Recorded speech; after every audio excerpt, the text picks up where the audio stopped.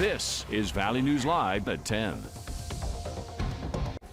Good evening and happy Friday, everyone. I'm Stacey Van Dyke. And I'm Justin Meddy. All evening, viewers have been sending in video and pictures like these ones of hail or lightning in Holly and lots of stuff across the area. While the FM area did get a couple quick bursts of storms, Lakes Country is seeing more than that. Let's get straight over to Summer with the very latest. Summer?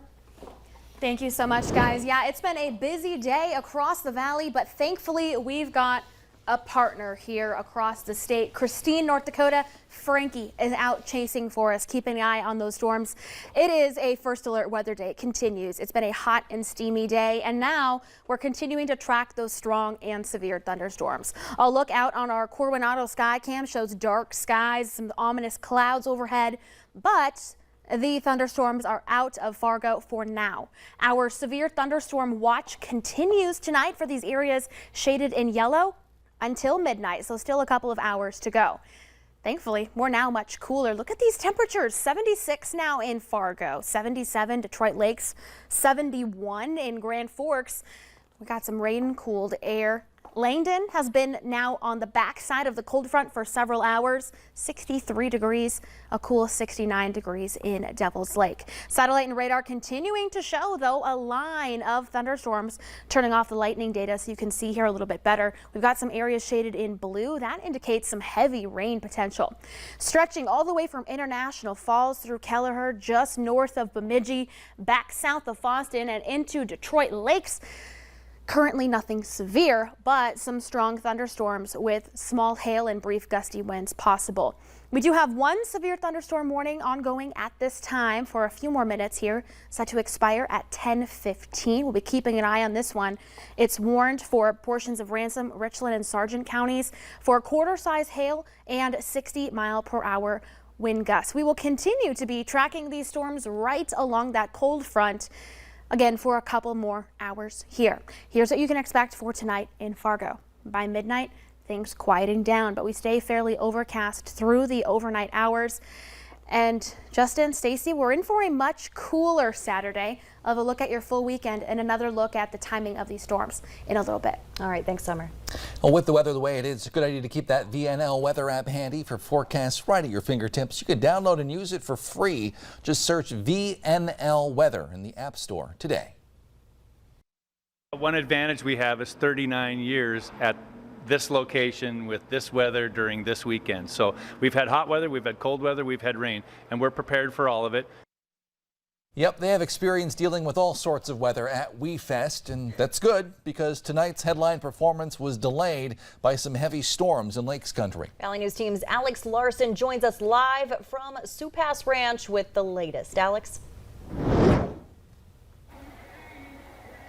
Justin, Stacey, there wasn't too much rain that came through, but you could definitely hear and feel the thunder and lightning. And the festival's management has been taking the storm potential very seriously. We're told performer Lee Bryce played for 45 minutes before being taken off the stage due to potential storm danger. Concertgoers were sent back to their campsites or cars to wait out the potential storm. And people are waiting patiently as Miranda Lambert's performance is still said to be on hold on the WeFest app. Everything at WeFest is still shut down, which may be a bummer for vendors tonight because, as I found out earlier today, they really enjoy coming here. Detroit Lakes is a #1 location to come and to put a festival on.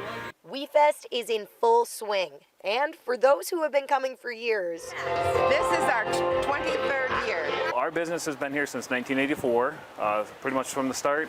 We took over, my family took over in 2014, and we've been doing it every year since, with the exception of 2020. There's something about it that keeps bringing them back. Down in Dirty Hats has only been coming to WeFest for 2 years. But just like the vendor veterans here, they say they're happy to have another year. The atmosphere here, with this great attendance that you guys get here, and the fans are always optimistic, upbeat, positive. We just love it. It's fabulous. We love it so much. We just can't wait to get up here. It's a beautiful venue. It is spectacularly planned and arranged, and we just love it here. The vendors say WeFest has some of the best festival planning teams they've ever worked with. They're absolutely phenomenal. They make sure that every vendor is taken care of properly. They've been very good to us, and we're good to them. The vendors all say there's nothing like WeFest and its loyal customers, who you may only ever see for just a few days at the festival. It's amazing because people follow us as a business, and everyone's excited to ask us, hey, you guys come back to WeFest this year? So it's really exciting to see the people, and hey, it's great to see you back again this year. Right now, there is no official word on if the show will go on or not. But as I look behind me, it looks like the concert goers are starting to line up near the doors again. So we'll keep you updated here with the latest. Reporting live from Sioux Pass Ranch, Alex Larson, Valley News Live. Stacy, Justin. Alex, thanks so much for that live report. And if you haven't gone out yet and you still want to get in on the action, WeFest is going on for another 2 days. And if you're driving out to WeFest or anywhere this weekend, you'll notice gas prices keep inching down. According to Gas Buddy, the average price for a gallon of regular in North Dakota now sits at just about $4, though the majority of gas stations in the metro have gas for a little bit under $4 now, including $3.84 at Sam's Club. That's the lowest. Gas in Minnesota statewide averages $4.04, but just $3.74 at the BP in Detroit Lakes. Not too far from WeFest. The Holiday gas station at 101 University Drive North in Fargo isn't allowed to sell food or drinks right now. A recent Fargo Cast Public Health reports animal droppings and open food packages inside. They say they'll follow up on Monday. The gas station says they hope to have things back to normal sometime next week. A busted window and Ring doorbell video left neighbors in Moorhead a little spooked. Moorhead police say a burglar tried breaking into the window of a pickup. The homeowners say they also caught the same person on their surveillance cameras holding what appears to be a knife, trying to pry open their front door. Now, the man did not get in, but the terror has left a lasting impression on the young family inside and those in the area. Moorhead police, and here's the surveillance video, by the way. Moorhead police say this remains an active investigation. If you have any information on this case, please call the number on your screen, 701-451-7660. New for you tonight, the man charged with first-degree homicide and 4 counts of first-degree attempted homicide for the deadly stabbing on the Apple River earlier this week has hired the same defense attorney that got Kyle Rittenhouse acquitted back in 2020. Mr. Miu, have you retained an attorney? Yes, sir. I have Corey here at PC. Miu is claiming self-defense when he stabbed 5 people, including 17-year-old Isaac Schumann, who died. In the complaint, prosecutors describe a video of the incident that shows Miu approaching the group of kids with goggles and snorkel tube. There was a confrontation. It escalated. Miu pulled out a knife and began stabbing after being pushed away by tubers. Miu is scheduled for another court hearing next Friday. The man arrested after an hours-long standoff in Jamestown is now in a state hospital. Police say they have a hold on 41-year-old Kevin Garnica for his charges, which are still being decided at this point. New video today shows the moment he came out of the home, and you can see there's a little bit of a struggle before police are able to get him in handcuffs. Police say Garnica held a woman hostage overnight, and when she escaped, he barricaded himself inside for 5 hours. Police also tell us he had warrants out for his arrest after making threats to law enforcement recently. We'll report his charges as soon as they're decided. The Mall of America is now back open, but police are still searching for 2 people involved in a shooting inside the suburban Minneapolis shopping complex yesterday that sent many shoppers running for cover. Police say no one was struck by the gunfire yesterday afternoon, but officials did temporarily lock down the mall, forcing shoppers to either take shelter or flee as quickly as they could.